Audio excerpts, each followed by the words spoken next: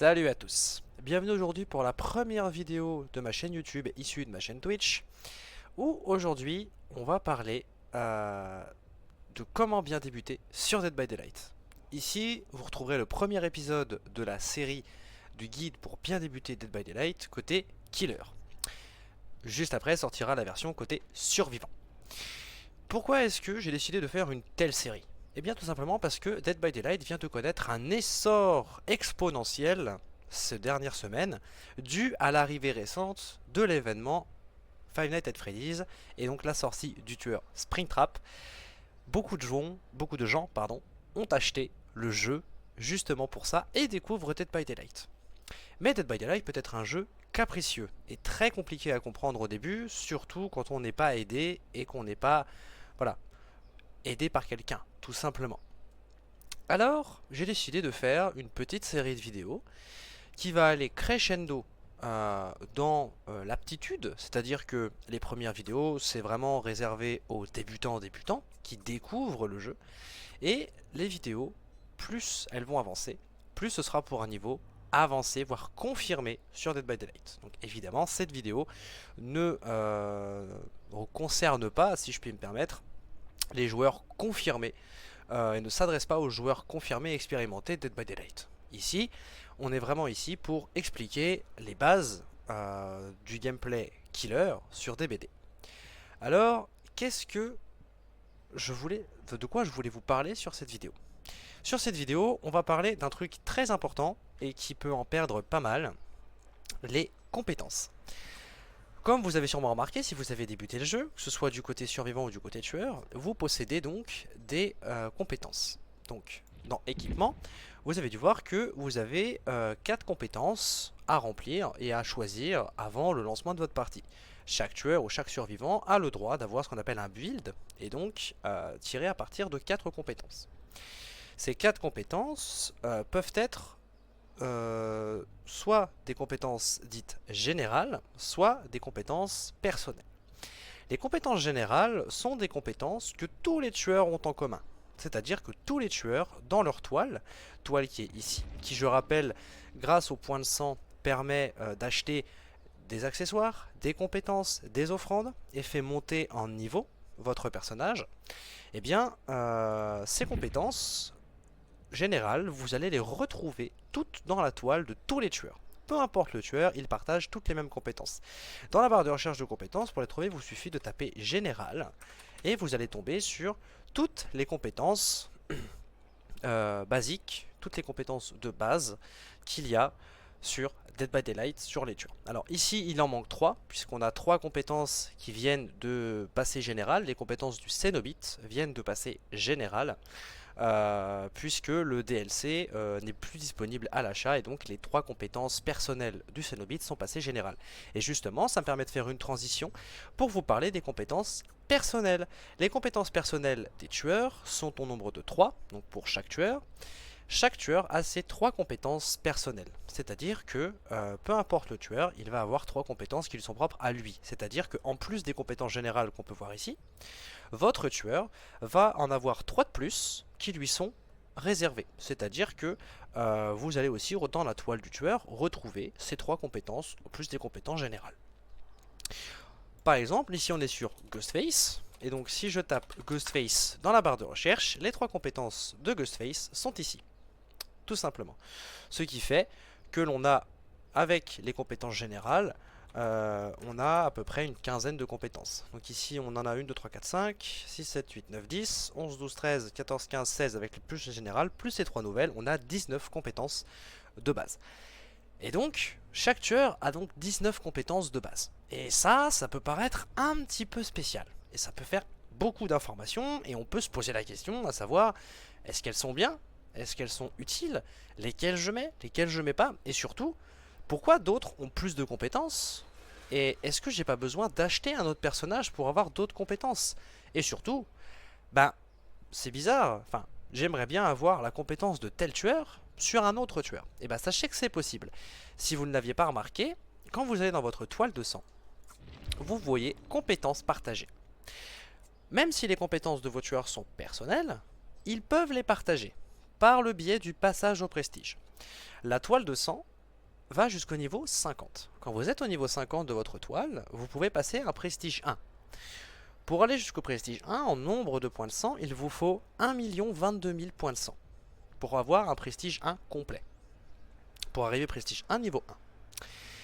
Quand vous arrivez à votre prestige 1, quand le tueur que vous avez passé prestige 1 passe au prestige 1, eh bien il va partager l'entièreté de ses compétences à tous les autres tueurs actuels et futurs. C'est-à-dire que tous les tueurs que vous avez actuellement ou que vous achèterez plus tard posséderont directement dans les compétences, donc ici directement, les compétences personnelles du tueur que vous avez prestige 1. Prenons un exemple. Si je vais dans mes tueurs, bon, ne faites pas attention à la gueule qu'ils ont, c'est moi qui modifie. Si je vais dans mes compétences, enfin dans mes tueurs, vous voyez bien que tous mes tueurs, la plupart sont prestige 1, justement pour ça. Si par exemple, je ne sais pas, par exemple, on va voir par exemple avec mon tueur acheté le plus récent, l'épidémie. Qui est où? L'épidémie qui est ici. Vous pouvez voir que mon épidémie n'est que niveau 23. Elle est niveau 23, voilà. Donc j'ai seulement de l'acheter. Mais comme j'ai la plupart, tous mes autres tueurs sont prestige, eh bien dans mon équipement, j'ai toutes les compétences des autres tueurs. J'ai par exemple toutes les compétences de Ghostface. Si je tape Ghostface, j'ai les 3 compétences partagées de Ghostface. Si je tape, admettons, le clown par exemple, j'ai les 3 compétences du clown. Et donc, mon épidémie, même si je viens de l'acheter, comme j'ai passé les autres tueurs prestige 1, eh ben, de base, même sans aller dans la toile, je possède quand même toutes les compétences de tous les tueurs qui sont passés prestige 1, en plus des compétences générales. Voilà. Et donc ça, c'était pour vous expliquer le partage de compétences, qui marche pareil du côté survivant, et on en reparlera aussi lors de l'épisode du côté survivant. Mais du coup, il y a quand même une petite nuance, c'est que vous voyez que les compétences, ici, par exemple celles de Ghostface, sont au niveau 3. Donc, par exemple, les compétences de Ghostface sont au niveau 3. Mais si par exemple, je reprends mon exemple du clown, vous voyez que cette compétence-là est niveau 2, et les deux autres sont niveau 1. En fait, c'est parce que le niveau de la compétence partagée est en fonction du niveau de prestige. Vous partagez les compétences, certes, arrivées au prestige 1, mais vous les partagez niveau 1. Ensuite, vous passez prestige 2, vous les partagez niveau 2, et vous les passez prestige 3, vous les partagez niveau 3. Donc le mieux serait de monter tous vos tueurs prestige 3 pour réussir à obtenir toutes les compétences dès le début. Si j'avais tous mes tueurs au prestige 3, eh bien à l'achat de l'épidémie, j'aurais eu toutes les compétences de tous mes tueurs au niveau 3 directement. J'aurais même pas forcément eu besoin de monter sa toile de sang pour avoir beaucoup de compétences. Après, comme vous avez dû voir, pour réussir à avoir les 4 compétences, il faut au moins monter au niveau 15 de la toile. Voilà, donc je précise, quand vous passez un prestige sur un tueur, vous ne perdez rien. C'est pas comme sur les Call of Duty où vous perdiez tout à l'époque, vous ne perdez rien. C'est simplement juste que vous partagez vos équipements, vous partagez vos 3 compétences personnelles. Voilà. Donc ça c'est pour les compétences des personnages. Donc il y a des compétences générales et des compétences personnelles. Mais, eh bien, comme vous avez dû vous remarquer, dans Dead by Daylight, il existe 2 catégories de tueurs, les tueurs originaux et les tueurs sous licence. Les tueurs sous licence, malheureusement, sont des tueurs que vous ne pouvez acheter qu'avec du vrai argent, 5 €. C'est des tueurs à licence, ils ne sont donc pas payants avec de la fausse monnaie. C'est-à-dire que l'argent du jeu sont les éclats irisés, qui vous permettent d'acheter des survivants ou des tueurs originaux. Mais il y a la monnaie premium, qui sont les cellules Dora, qui permet d'acheter le contenu sous licence, en plus d'acheter des skins. Et tous les tueurs sous licence sont malheureusement uniquement obtenables via ce biais. Vous ne pouvez pas obtenir un tueur à licence sans avoir payé littéralement 5 €. C'est 5 € le tueur, c'est 500 cellules Dora, soit 5 €. Donc on peut se dire, bah ouais, mais comme ils partagent leurs compétences, peut-être qu'il y a tel tueur qui... de l'argent quoi. Et ça me fait chier parce que peut-être par exemple, la Liche par exemple, qui est un tueur à licence que je ne possède pas, encore, qui coûte 500 cellules Dora, voilà, puisque c'est un tueur à licence, et bien il a dans ses compétences ces 3 compétences là, notamment une qui est très rigolote, lien avec la trame par exemple. Et ben je ne sais pas, vous dites bah ça me fait chier, j'aimerais bien l'avoir, mais j'ai pas envie d'acheter, j'ai pas envie de dépenser de l'argent. Et bien il y a une solution pour ça, ça s'appelle le temple des secrets. Le temple des secrets, c'est ça, et il se réinitialise toutes les semaines. Toutes les semaines, vous avez le temple des secrets qui vous donne 2 compétences de survivant et 2 compétences de tueur. Complètement random. Et ça peut être des tueurs à licence ou des tueurs originaux, comme les survivants. Vous pouvez avoir 1 à 2 killers ou survivants originaux ou à licence, ça dépend un peu. Là par exemple, il y a 3 personnages originaux, donc l'inconnu, Adicor et le Spectre, qui sont 3 personnages originaux du jeu, notamment le Spectre qui d'ailleurs est un tueur gratuit. Et ensuite, Aestriaza, qui, elle, par contre, est un personnage à licence. Mais grâce au Temple des Secrets, si j'ai envie d'avoir justement cette compétence-là, Vision Immobile d'Aestri, je peux simplement la prendre avec des éclats irisés. Pour 2000 éclats irisés. Donc gardez ça en tête, vous n'êtes pas forcément obligé d'acheter un tueur complet pour avoir ses compétences partagées. Il vous suffit simplement d'acheter la compétence dans le Temple des Secrets.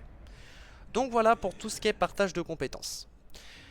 Et maintenant, une autre question qu'on peut se poser, c'est bah merde, j'ai pas beaucoup de tueurs. Je viens d'arriver sur Dead by Daylight, et donc sur Dead by Daylight, en termes de tueurs, alors je sais pas si je peux... Ouais voilà.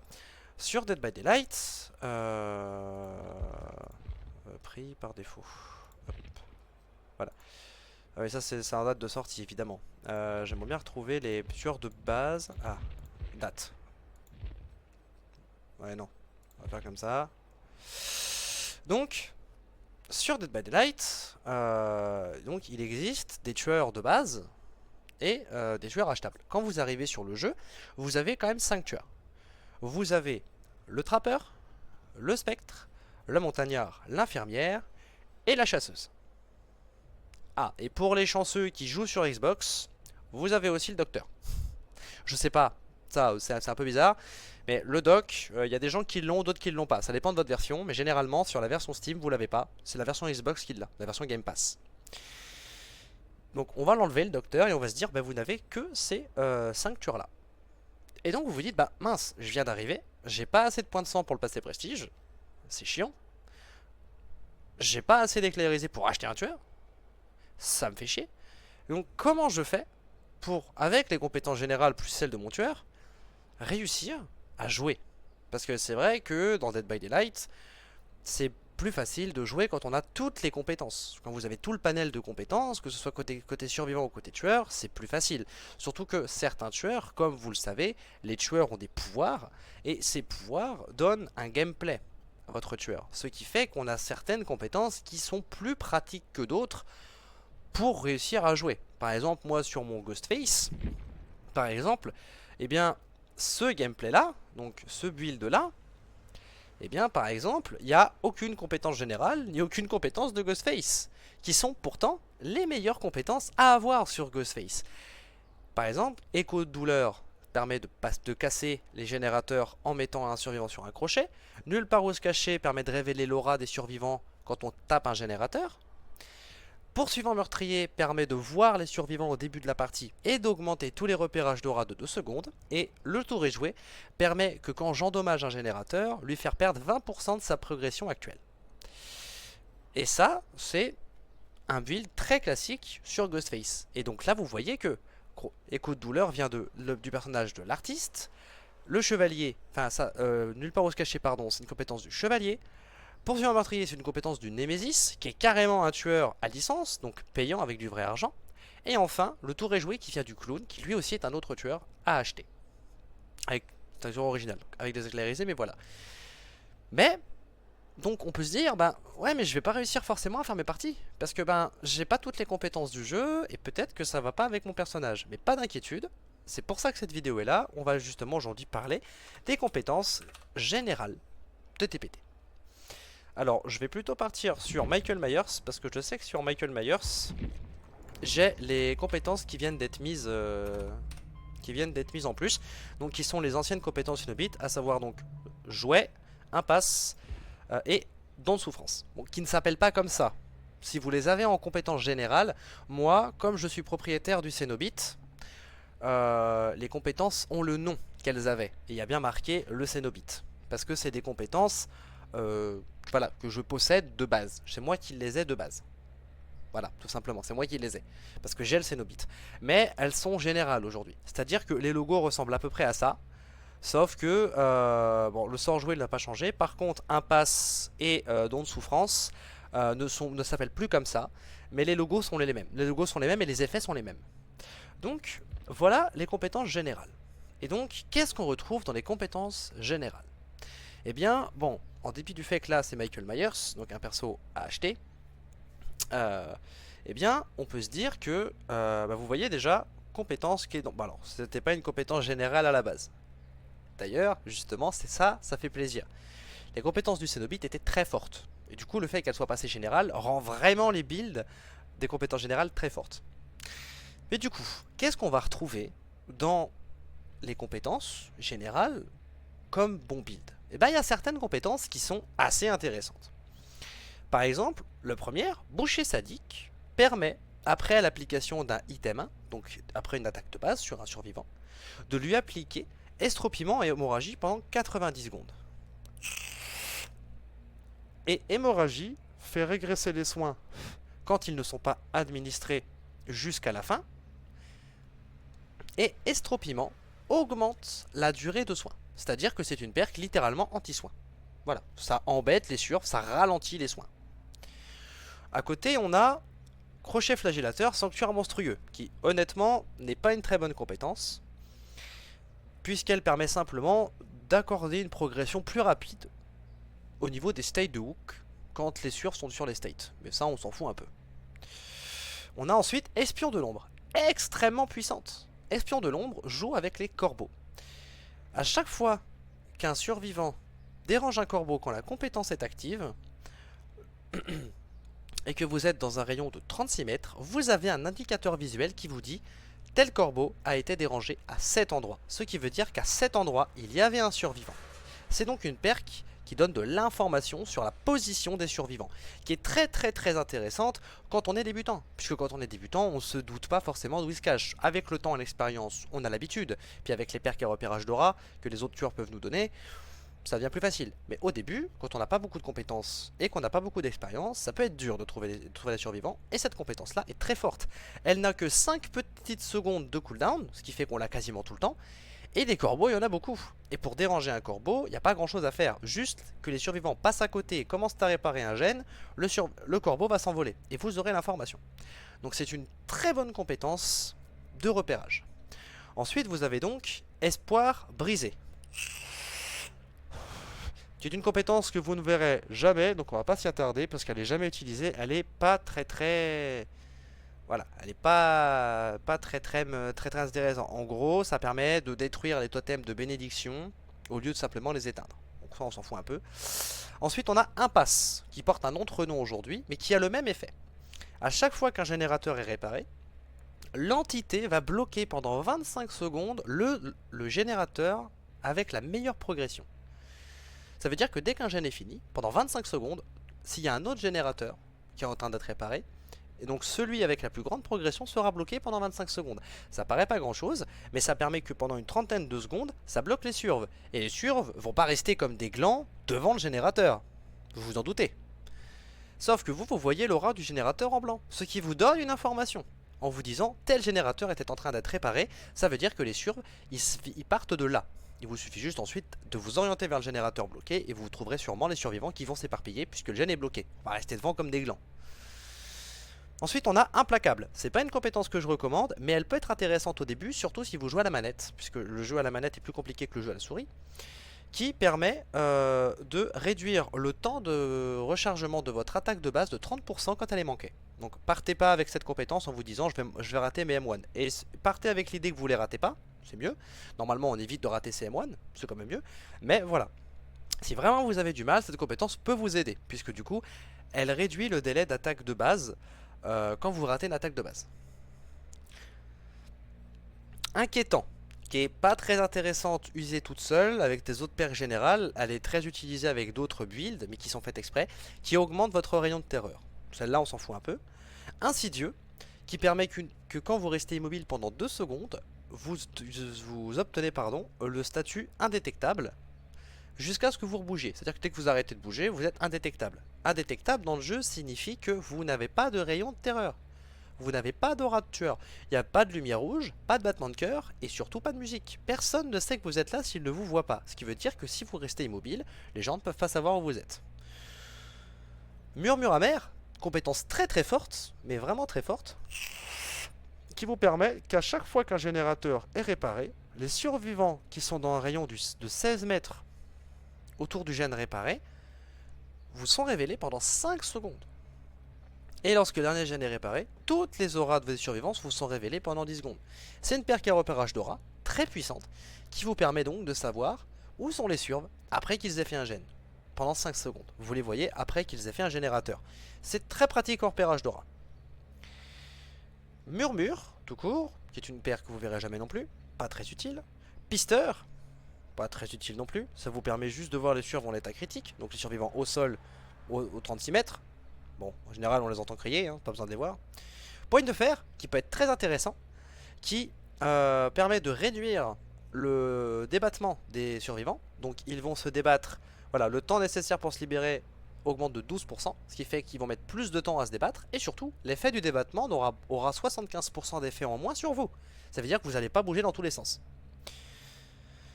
Euphorie de la chasse, très intéressant aussi, puisque Euphorie de la chasse augmente le temps de purification des totems. Donc ça, c'est une compétence qui va vous permettre de jouer avec un build de sort. C'était pas très intéressant jusqu'à récemment, puisque la perk d'à côté, jouet, est un sort. Avant, il n'y avait pas de sort dans les compétences générales. Comme vous voyez, il n'y a qu'un deuxième sort. On le verra après, c'est une des meilleures perks du jeu aussi. Mais voilà, de débutant. Donc avant, Euphorie de la chasse n'était pas très intéressante. Donc on retient, Euphorie de la chasse permet de réduire la rapidité de purification. Ça veut dire qu'ils vont augmenter le temps à laquelle ils vont purifier un totem. Ça permet de les protéger plus facilement. Le sort jouet, qui aujourd'hui est passé général du coup, n'est plus une paire de cénobites, qui permet que une fois que vous avez accroché un survivant, au moment où il est accroché, le sort jouet s'active, et le sort s'active et s'applique au joueur qui vient d'être accroché. L'effet du sort jouet rend les survivants inconscients. Inconscient dans des BD signifie que les survivants qui sont inconscients, sous l'effet inconscient, ne voient pas l'aura de tueur. Ils n'ont pas d'aura de tueur, ils n'ont pas de rayon de terreur. Ils ne vous entendent pas et ils ne sont pas affectés par votre rayon de terreur. Ça veut dire qu'ils ne savent pas. C'est comme si vous étiez indétectable, mais que pour eux. Et c'est un sort. C'est-à-dire que c'est dès que vous accrochez, un totem sur la carte s'allume, et donc, tant que le totem est actif, le survivant sera inconscient. En plus, pendant les 90 premières secondes, il n'y a que le survivant maudit qui peut purifier son propre totem. Il le voit à travers les murs, mais il n'y a que lui pendant les 90 premières secondes qui peut le purifier. Très intéressant aussi comme perk, puisqu'elle vous permet littéralement d'avoir du sneakisme, donc d'être discret, de ne pas avoir d'aura de tueur, juste en accrochant les survivants. C'est assez intéressant. Enfin, deuxième sort, général, très intéressant et très utilisé par les débutants parce qu'il est très fort. Le sort Personne n'échappe à la mort ou Noed, puisque en anglais on dit Noed puisque c'est No One Escape Death. Noed, donc Personne n'échappe à la mort, est un sort qui s'active une fois que tes portes de sortie sont alimentées. Quand les 5 générateurs ont été réparés, le sort s'active. Un totem sur la carte s'allume, et tant que le totem est activé, vous bénéficiez de 4% de rapidité, et tous les survivants passent à découvert. Le statut à découvert, contrairement à ce qu'on peut penser, ne permet pas de voir les surves, mais fait que les survivants subissent un one shot. C'est marqué en bas, les survivants à découvert seront abattus par les attaques de base, même s'ils ne sont pas blessés. Le statut à découvert, en fait, c'est un one shot. Ça veut dire que même si le survivant il est en pleine santé, donc il n'a pas perdu l'état de santé, vous le mettez en état critique direct au premier coup. Donc vous gagnez 4% de rapidité et vous pouvez one shot les survivants. C'est hyper intéressant, surtout en fin de game, puisque s'ils viennent à alimenter les portes, c'est-à-dire que les 5 gènes sont finis, et donc il vous reste plus beaucoup de temps pour réussir à faire des kills. Ça peut vraiment permettre de vous récupérer un kill. Bon, par contre, petit bémol, les survivants voient... Voilà, c'est ça. En fait, les survivants peuvent voir le totem à travers les murs. Exactement comme Jouet, sauf que Jouet, c'est que les survivants qui sont affectés par Jouet. Là, pour personne n'échappe à la mort, tous les survivants peuvent voir le totem allumé. Donc au début, il est réveillé dans un rayon de 4 mètres, puis progressivement pendant 30 secondes, l'aura augmente allant jusqu'à 24 mètres. Ça veut dire qu'au bout de 30 secondes, si le totem est autour des 24 mètres des surves, ils vont le voir. Mais heureusement, vous aussi. Vous pouvez aussi le protéger. Sachant que vous avez ils ont le statut à découvert, donc vous pouvez les one-shot. Donc très très très bon sort de fin de partie. Noed. Très très bon sort de fin de partie. Et enfin, dernier sort du coup, mais pas des moindres. Alors, ça a bugué. Bougez pas. Mon truc de personnalisation qui a bugué. Voilà. Dernier sort. Crochet flagellateur, don de souffrance. Alors on n'a pas parlé de ce que c'était un crochet flagellateur malgré qu'il y a déjà une compétence de crochet flagellateur. Les crochets flagellateurs, c'est qu'au début de la partie, il y a 4 crochets qui sont changés en crochet flage et vous les voyez en blanc. A chaque fois que vous avez des crochets flagellateurs, ils sont tous blancs, il n'y en a que 4, mais vous les voyez en blanc. Mais par contre, ils ont un effet supplémentaire. Sur don de souffrance, quand vous allez accrocher un survivant à un crochet flagellateur, donc à un crochet blanc, quand il sera décroché, le survivant va subir l'effet, exactement le même effet que boucher sadique, à savoir estropiement et hémorragie pendant 90 secondes. Mais en plus, la première fois que le survivant est soigné, il a une pénalité de 13% à la vitesse de soin et de réparation jusqu'à qu'il soit de nouveau blessé. C'est-à-dire qu'en plus de réduire les soins, vous allez aussi réduire la vitesse de réparation de générateur. En plus, c'est très intéressant. Et ça marche comme un boucher sadique. Donc voilà pour les perks de base. Donc, et là, même si vous êtes débutant, il y a vraiment moyen de faire des combos qui sont insupportables. Par exemple, on va pas prendre Myers. Bah, on va rester sur Myers parce que je crois que c'est le seul qui a toutes les perks générales, parce que j'évite de les prendre, j'en ai pas besoin. Mais par exemple, vous jouez le trappeur. Vous jouez le trappeur par exemple. Et ben, vous jouez le trappeur et vous n'avez que les compétences générales. Vous n'avez que les compétences générales. Mince, qu'est-ce que je fais? Quel perk je mets? Et ben, par exemple, vous pouvez mettre un boucher sadique pour réduire la vitesse de soin des survivants, sachant que vous pouvez les mettre dans les pièges et que s'ils prennent un piège, ils sont blessés. Donc ils vont passer le plus clair de leur temps blessés. Donc vous pouvez mettre ça, par exemple, qui peut être très pratique pour les embêter. Ensuite, par exemple, vous mettez espion de l'ombre, qui vous permettra d'avoir de l'info et de savoir où ils sont. Par-dessus, vous pouvez mettre un petit impasse, qui vous permettra d'avoir de la protection de générateur. Donc voilà, ça vous permettra d'éviter de vous faire péter tous les gènes à la suite. Et en dernière perk, si au cas où, eh ben, vous n'avez pas réussi à aller jusqu'au bout, on sait pas, les survivants ont réussi à faire les 5 gènes avant de mourir, et ben vous mettez personne n'échappe à la mort. Comme ça, ça vous laisse le temps de pouvoir peut-être récupérer 1 ou 2 kills de plus avant la fin de la partie qui s'en aille. Un build comme ça, c'est extrêmement fort, puisque dedans, on a de l'anti-soin, du repérage, de la défense de générateur et du endgame. C'est très très fort comme build, c'est extrêmement fort, très très fort. Maintenant, on s'est concentré sur le trappeur. Mais par exemple, vous, votre dada, c'est la Huntress. Ça vous amuse, ça vous éclate, vous adorez jouer la Huntress. Parce que vous adorez lancer des hachettes et mettre des orbitales. C'est très drôle. Eh bien, par exemple, vous jouez Huntress. Sur Huntress, on va pas mettre boucher sadique.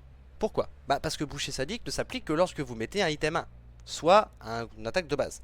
Mais la Huntress, ça se joue avec le M2, les lancers de hachette. Qu'est-ce qu'on va mettre à la place de boucher sadique? Bah à la place, on peut mettre don de souffrance, puisque ça appliquera la même chose, mais au déhook. Donc pas besoin de s'embêter avec ça. Les corbeaux, on peut les laisser. Ça permet de révéler la position des surves, on peut savoir où ils sont.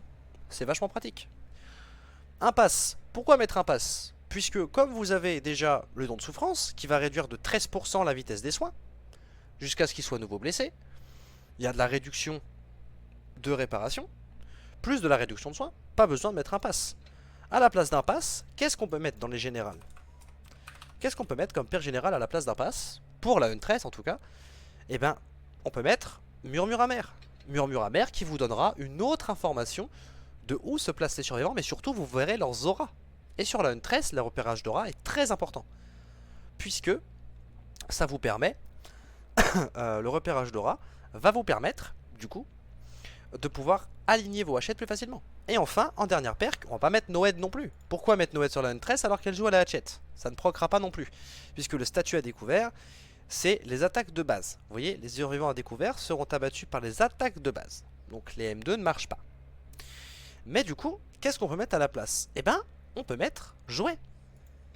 Jouet qui permet d'effacer votre aura de tueur. Déjà que la Huntress a un petit rayon de terreur, mais si en plus de ça les survs ne vous voient pas, si au moment où vous arrivez derrière un survivant, il ne vous voit pas, prenez l'exemple typique, un survivant est atteint d'inconscient, et ben vous arrivez derrière lui, il est sur un gène, il est inconscient, il ne sait pas que vous êtes là, et vous le voyez sur un générateur. Deux possibilités. Soit il vous voit pas, vous allez vers lui, vous pouvez le grab directement et le mettre sur votre épaule. Soit il vous voit trop tard, et là, il prend une hatchette dans la tête. Directement. Donc on peut mettre jouet, pour avoir un petit peu de discrétion avec la Huntress. Par exemple, c'est assez pratique. Voilà. Donc ça, c'est des exemples de build. Maintenant, admettons, c'est pas la Huntress votre délire, c'est pas la Huntress, c'est l'infirmière. Vous adorez jouer l'infirmière. Vous adorez ça. L'infirmière, c'est votre dada. Eh ben, on peut faire à peu près pareil avec l'infirmière. Déjà, on va laisser le même build avec l'infirmière. Un build comme ça marche aussi sur l'infirmière. Pourquoi? Bah, don de souffrance pour les mêmes raisons que la Huntress. Puisque comme la nurse, après un téléport, votre attaque n'est pas considérée comme une basique attaque, mais comme un item 2, comme un hit de pouvoir. Donc ça n'utilisera pas le boucher sadique. Par contre, le don de souffrance marchera tout pareil. C'est très intéressant. L'espion de l'ombre, tout pareil. Ça vous permettra de savoir à peu près où ils sont et de pouvoir leur caler un TP qui va les surprendre. Murmure amer, pareil, le repérage d'aura vous permettra aussi du coup de caler un TP assez intéressant. Mais par contre, jouet pas très intéressant sur la nurse. Allez, la nurse, qu'on la voit ou qu'on la voit pas, de toute façon elle se téléporte. Alors qu'est-ce qu'on peut mettre sur la nurse? Alors en perk de base, sur la nurse, il n'y en a plus beaucoup là qui sont très intéressantes. On pourrait mettre un pass,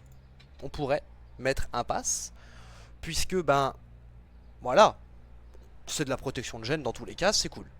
Mais il y a une autre compétence qui peut être très intéressante et qui rentrerait directement en relation avec don de souffrance. Si je dis pas de bêtises, normalement, voilà, j'ai les 3 compétences de l'infirmière ici. Vous pouvez mettre, puisque comme vous jouez l'infirmière, vous avez aussi ces 3 compétences de base. Vous avez les compétences générales, vous les possédez. Mais aussi les compétences personnelles, vu que vous jouez la nurse. Et la nurse, ces 3 compétences sont vocation de l'infirmière, stridor et thanatophobie. Eh bien, vous pouvez mettre une petite vocation de l'infirmière. Pourquoi? Vocation de l'infirmière, vous permet de révéler l'aura des survivants qui donnent des soins ou qui en reçoivent. Et je vous rappelle qu'avec don de souffrance, eh ben, les rapidités de soins sont réduites. Ils se soignent moins vite. Vous voyez, les survivants vont se soigner beaucoup moins vite. Ce qui fait que les soins vont être beaucoup plus longs. Ce qui fait qu'ils vont passer beaucoup plus de temps à être potentiellement révélés. Et du coup, vous allez les voir beaucoup plus facilement. Ce qui vous donne de la reveal d'aura. Voilà, tout simplement. Donc voilà. Ça, c'est pour les builds que vous pouvez faire avec, avec vos personnages, tout simplement. Vous pouvez faire ce genre de build et je vais vous montrer qu'avec un build de base, il est possible de gagner une game, tout ce qu'il y a de plus banal, avec que des compétences générales et des accessoires. Pour ça, regardez la suite de la vidéo. On va passer sur un autre gameplay, on va passer sur un gameplay que vous verrez juste après. En tout cas, pour ce qui est de la partie explication du build, je m'arrête ici. Vous pouvez voir donc que les compétences générales des tueurs ne sont pas mauvaises. Et qu'en combinant les compétences générales et les compétences personnelles de vos tueurs, il y a vraiment moyen de faire quelque chose de très sympa. Vous n'êtes pas forcément obligé d'avoir tous les tueurs et de les monter tout de suite à tous les prestiges. Puisque vous débutez le jeu, vous allez donc tomber aussi contre des débutants. Et comme je vous l'ai dit, les compétences de base sont très fortes, notamment depuis l'arrivée des compétences du Cénobite, qui ont été généralisées, qui en font des compétences très puissantes. Donc voilà, pour l'explication des compétences générales et des builds, on se retrouve tout de suite pour le gameplay avec les compétences générales. Donc voilà, on se retrouve pour le gameplay, pour vous montrer un petit peu ce qu'on peut faire avec les builds de départ. Alors on a vraiment fait un build de départ, c'est-à-dire que on a pris un tueur de base, donc le spectre, avec donc crochet flagellateur, enfin les dons de souffrance, boucher sadique, les corbeaux et Noed. En termes d'add-on, on a pris les deux add-ons qui permettent de réapparaître plus vite, ce qui je pense au départ quand on débute va être la majorité des cas pardon, qu'on va focus en add-on, et on n'a pas toutes les compétences niveau 3 puisque c'est possible qu'au départ vous les ayez pas non plus, puisque ben ça coûte quand même beaucoup de points de sang, donc c'est possible que vous les ayez pas. Donc on part tout de suite sur un gameplay qui est vraiment une remise en situation littérale de ce qui peut vous arriver quand vous commencez Dead by Daylight. C'est à dire que vous avez un tueur de base, le spectre, des add-ons qui sont pas forcément des add-ons qui voilà, correspondent à un build précis, puisque ben, vous avez seulement des perks générales et pas toutes les perks générales niveau 3. Donc voilà, c'est littéralement une partie que vous pourriez être amené à avoir, une situation que vous pourriez être amené à avoir dans vos débuts de Dead by Daylight, c'est-à-dire donc des perks générales sur un tueur de base avec pas toutes les pertes niveau 3 par manque de points de sang, et les add-ons que vous trouveriez les plus intéressants sur le spectre en ne connaissant pas le perso. Donc j'ai mis les deux add-ons pour réapparaître plus vite. Donc on a les deux add-ons pour augmenter la vitesse de réapparition du spectre, à savoir donc qu'on a 8 plus 12%, c'est-à-dire 20% de bonus de réapparition. Allez, on est parti pour le gameplay. Hop. Alors, première chose du coup, évidemment, donc là on se balade un peu, on fait le tour des générateurs pour voir si on peut pas... Voilà, donc là vous voyez, première information, on sait qu'il y a un surf par là, on voit les traces. Ok, il est parti par là-bas, on voit les traces de sang, enfin on voit les traces des corbeaux. La sable elle est là, donc là elle va... Bonjour madame. Donc vous voyez, hop, repérage.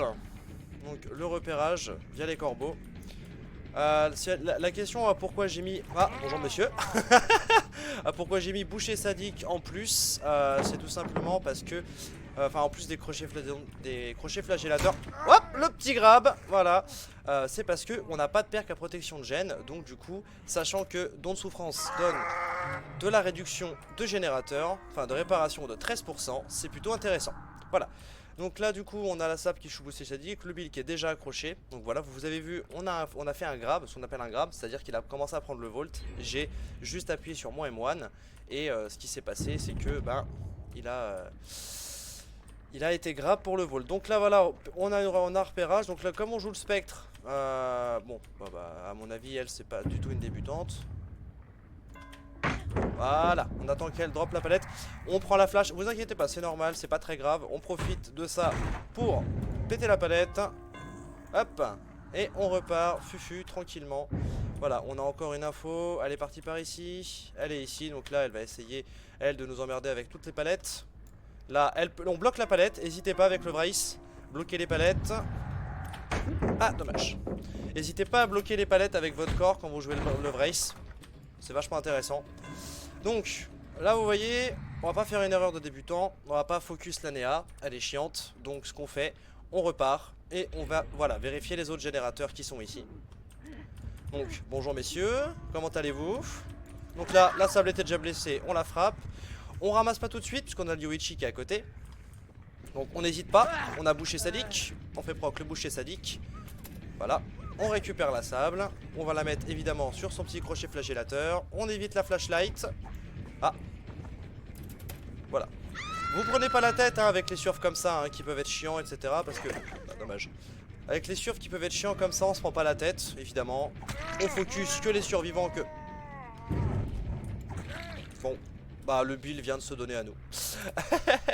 On focus les survivants qu'on sait qu'on va pouvoir buter. Donc on n'essaye pas de s'emmerder à... voilà. Donc hop. Deuxième crochet pour notre petit Bill. On sait que le Yoichi était par là-bas. Il est blessé en plus, donc il a bouché sa dick. Donc on reprend la fufu et on repart. Voilà, tranquille, on fait le tour de ces gènes. Voilà, ils sont ici. Donc bonjour, bonjour. Hop, on termine le Yoichi. Donc vous voyez, je sais qu'il était là juste parce que il y a eu les petits corbeaux. Et comme il a bouché sa dick, du coup il a galéré à se soigner. Et donc du coup ça nous a permis d'aller le rattraper. On n'hésite pas, crochet flash, voilà. Donc on n'hésite pas, on va le poser dessus hein, tout de suite, évidemment. Hop, vu qu'ils ne sont pas limités en nombre d'accrochages. Hop, on repart fufu. On a eu une info ici que la déhook a été faite. Voilà, on n'hésite pas, on y retourne. On voit les petites traces, ils sont ici. Voilà, la Néa elle est là. On n'hésite pas. Donc là, vous voyez, elle a pas de palette ni rien.